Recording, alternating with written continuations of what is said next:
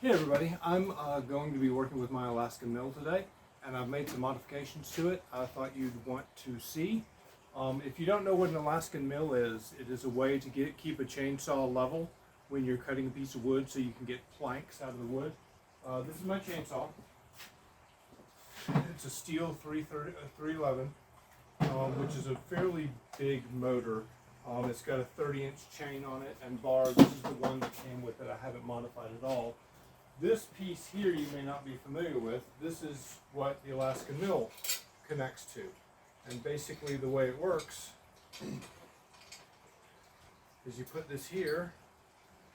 This runs along the top and keeps you parallel all the way down so you make a straight cut throughout the mill. The problem is that it only comes out to here. I mean, that's only about 1.5 feet. And you'll see in a minute why I need something a little bit bigger. So I have made this, and it may look like overkill at first, but you'll see why. This is the new piece to the mill. The way it works is this just pops in here.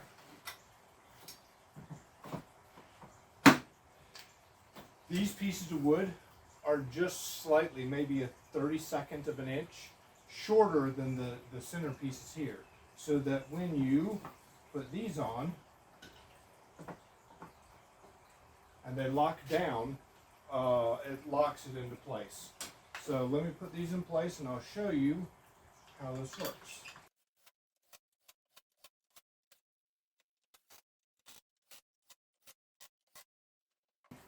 Okay, so the pressure of this is keeping this piece in place to keep it even. And now you can see the length of the mill has changed greatly. Now there are going to be some problems with this I'm already aware of. The biggest problem is going to be the handle right here. With the handle here, the saw will have tendency to rotate this way. And I'm going to have to watch when I run it down the track and make sure this stays even. The other big problem is the weight. So this adds a lot of weight to it. And one of the things you may notice is a lot of my projects I'll use clamps to make things easy to pull on and off for projects like this. But I didn't in this case. And the reason was weight. Putting a giant steel clamp on here is going to weigh a lot more than just the little screws that I put in place. A little bit harder to take the old mill off from the new one, but it's going to help with the weight a whole lot. You each time you cut one of the boards, it takes 20 to 30 minutes just to cut a single board, and that's just one side. Then you gotta, if it's too big, you've got to go around to the other side. This will help with that. I won't need to do it as much with what I'm cutting. I'll still need to do it. What you may be wondering is why in the world I would need something this big for my Alaskan Mill. So this is why. This is the massive tree that I am cutting into boards. This wasn't top on the agenda for what I was doing on my break. However, wood is so expensive right now, I'm just going to have to cut it out of here. It'll be a lot better than going to the hardware store. So, I'm going to get started.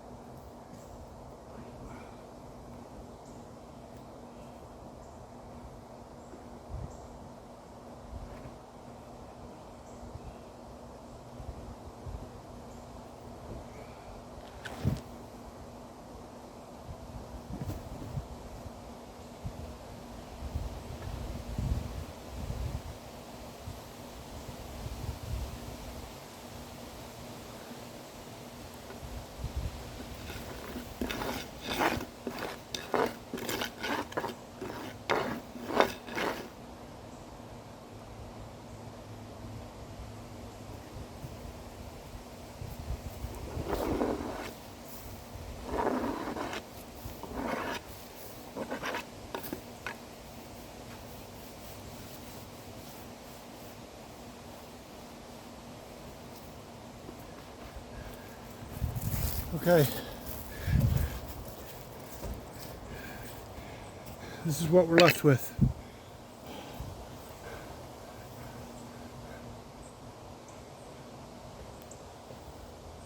Beautiful piece of red oak. I should have mentioned this is red oak. It's one of the hardest woods. And yeah, it's hard. It's hard to get through. One thing I noticed was cutting uphill on the other side was a lot more difficult than cutting downhill on this side. I had the weight of the saw going with me, and pushing it uphill, I had not only to push through the wood, but to push the weight of the saw up too. And that saw it's a beast. It is heavy. So there you go.